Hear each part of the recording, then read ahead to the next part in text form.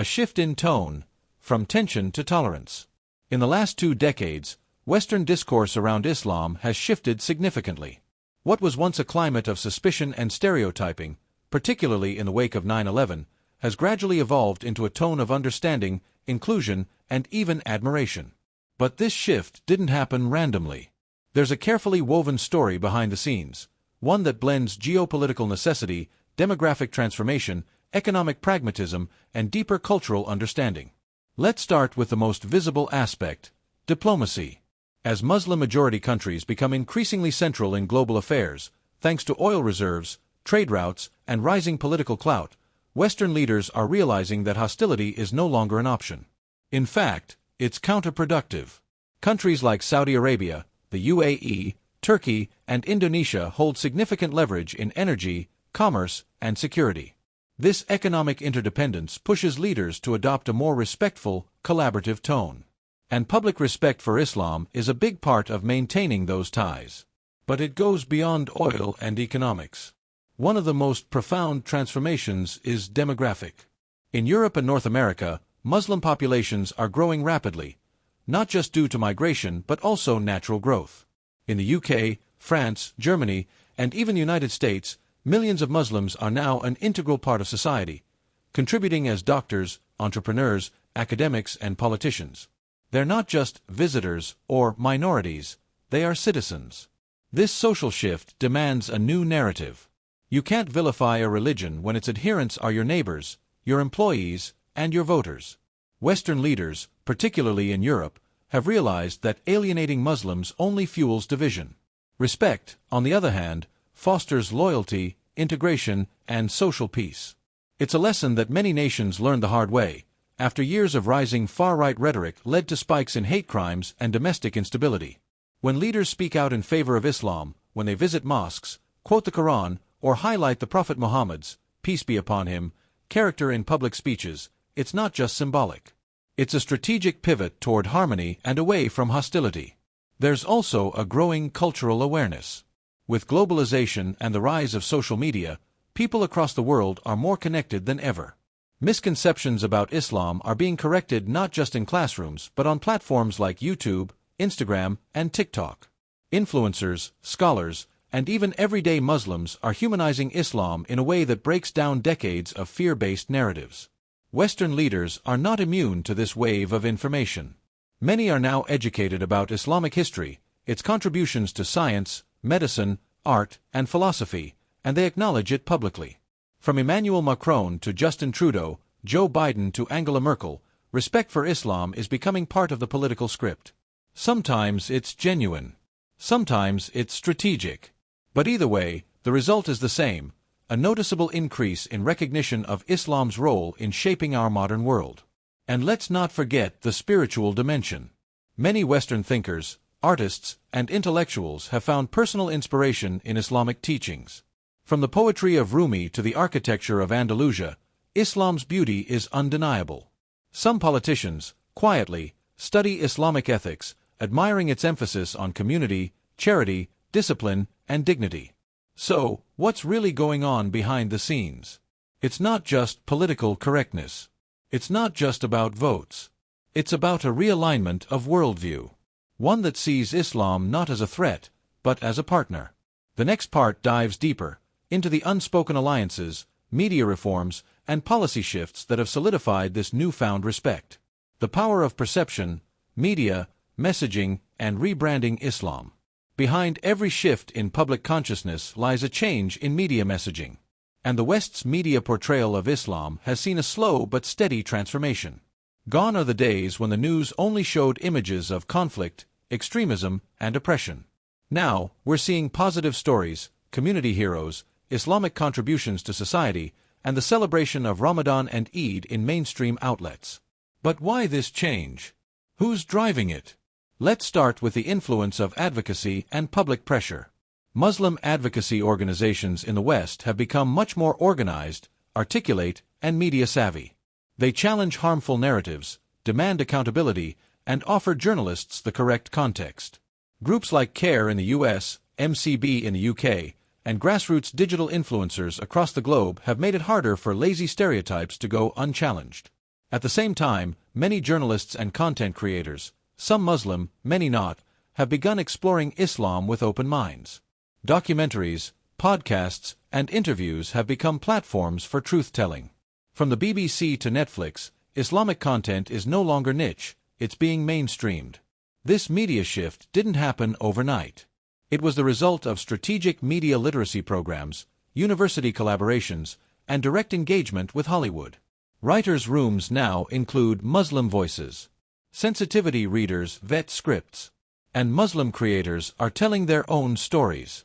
The film and TV industry is realizing that accurate Muslim representation is not only respectful, it's profitable. Western political leaders take note of this shift. They understand that public opinion is shaped by what people see and hear daily. When Islam is portrayed respectfully in the media, it's easier for leaders to echo that respect without backlash. That's why you see an increasing number of politicians posting Eid greetings, visiting Islamic centers, or publicly condemning Islamophobia. It's not just for votes. It's because they know the world is watching, and they're aligning themselves with the new narrative. Moreover, tech platforms like Google, YouTube, and Facebook have policies now that promote religious tolerance and reduce hate speech. Algorithms are being adjusted, harmful content flagged, and Islamic educational content amplified. These behind-the-scenes tech policies are quietly transforming how billions of people perceive Islam, especially younger generations. Education systems have also evolved. In schools across Europe and North America, Islam is now taught as part of world history and global civilizations, not just as a religious topic, but as a contributor to human advancement. Students learn about Ibn Sina, al-Khwarizmi, Islamic Spain, and the Golden Age of Baghdad. This educational grounding builds a base of respect from an early age, which leaders later reflect in their public discourse. Even fashion and art play a role. Modest fashion is now a global trend. Islamic geometric art is featured in galleries.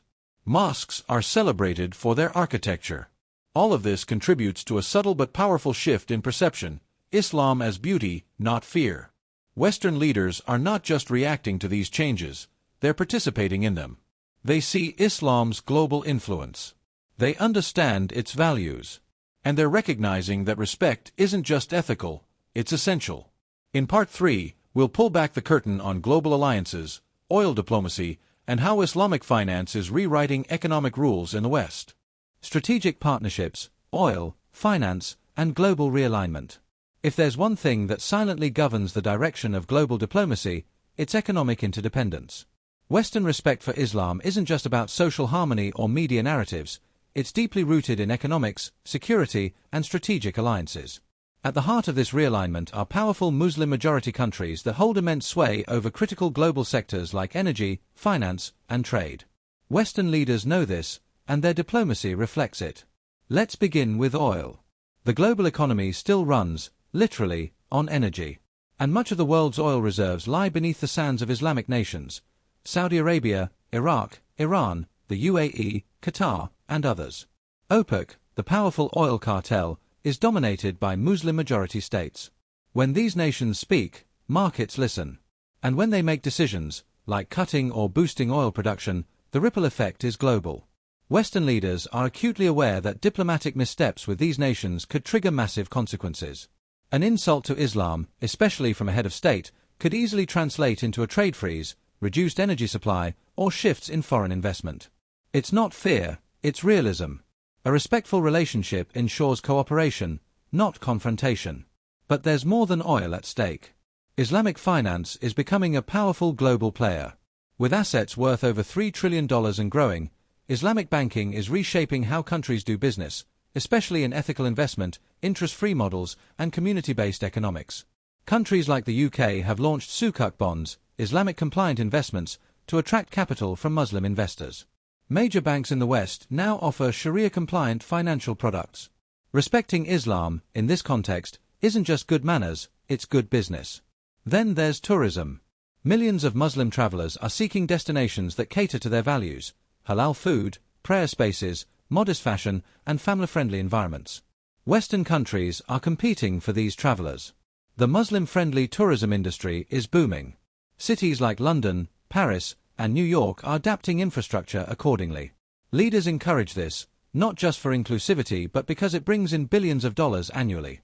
Western universities and corporations are also seeking deeper engagement with Islamic countries. Partnerships with Gulf nations, research collaborations with Malaysian institutions, tech ventures in Turkey, these aren't just about globalization. They're built on mutual respect. It's impossible to attract elite Muslim scholars or business leaders without honoring their identity and values. This includes respecting Islamic holidays, dietary preferences, prayer spaces, and even legal frameworks.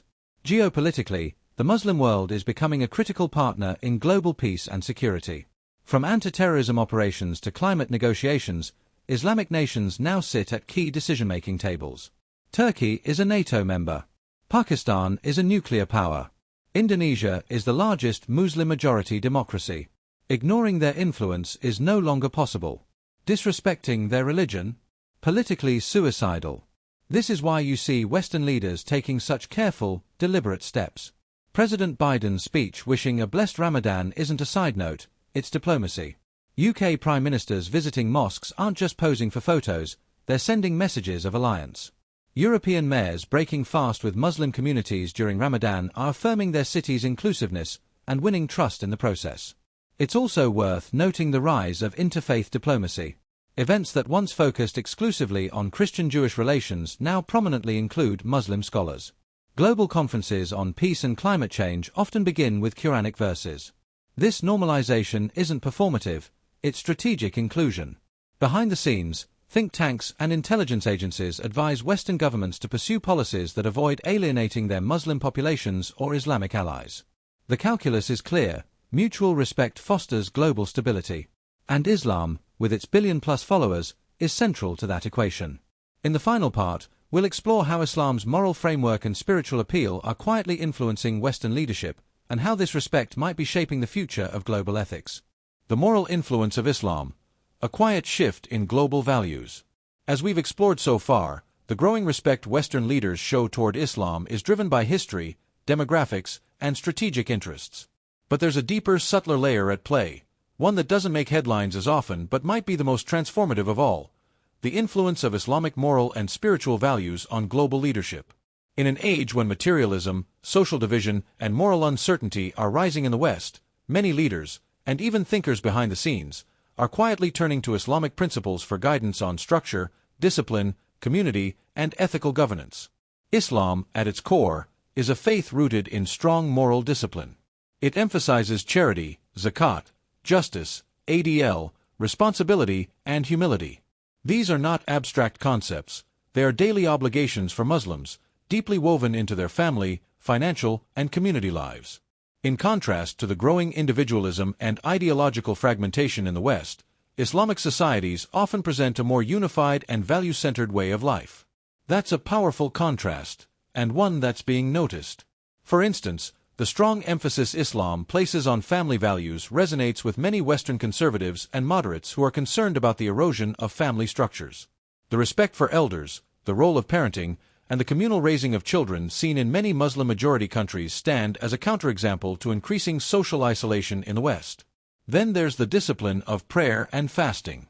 The sight of millions of Muslims bowing in prayer 5 times a day, no matter where they are, is something that commands attention. Even among non-Muslim observers, there's admiration for the consistency, humility, and devotion shown by those who keep their religious obligations despite social pressures. It becomes a model of spiritual strength in a world often lacking it. During Ramadan, Western leaders increasingly show public respect, not just out of diplomacy, but because they see how Muslims use the month to reset spiritually, give to the poor, avoid gossip, and focus on self-control.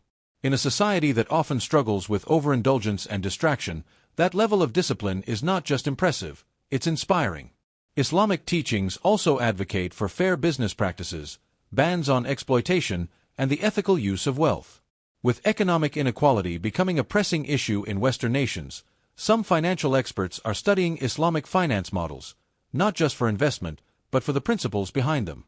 The idea that money should serve society, not the other way around, is beginning to echo in Western boardrooms and think tanks. There's also growing recognition of Islam's contributions to human rights, especially around the rights of orphans, the poor, and even animals. Long before modern activism, Islamic texts promoted environmental stewardship, humane treatment of animals, and ethical warfare, all based on accountability before God. As the West grapples with climate change, overconsumption, and social justice debates, some thought leaders are quietly pulling inspiration from Islamic ethics. We also can't ignore the intellectual legacy of Islam, centuries of contributions to science, mathematics, philosophy, and art. Western universities are gradually revisiting the golden age of Islam, realizing that many modern advancements were shaped by Muslim thinkers. The rediscovery of this heritage brings a natural reverence toward Islam's intellectual and spiritual traditions. But perhaps most profound is the growing number of people converting to Islam in the West, despite media narratives, social backlash, and rising Islamophobia. These converts include scholars, athletes, artists, and even former politicians. Many cite Islam's clarity, simplicity, and sense of purpose as their reasons. This trend is being noticed by Western governments.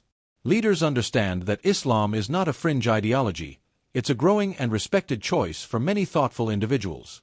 So, when we ask why Western leaders are showing more respect toward Islam today, it's not just politics. It's not just numbers. It's not just oil or immigration. It's also because Islam is quietly reshaping how people think about ethics, structure, purpose, and the soul. This is the story behind the scenes, one of awakening, not just accommodation. And perhaps, in an increasingly chaotic world, Islam offers a sense of order and meaning that's hard to ignore.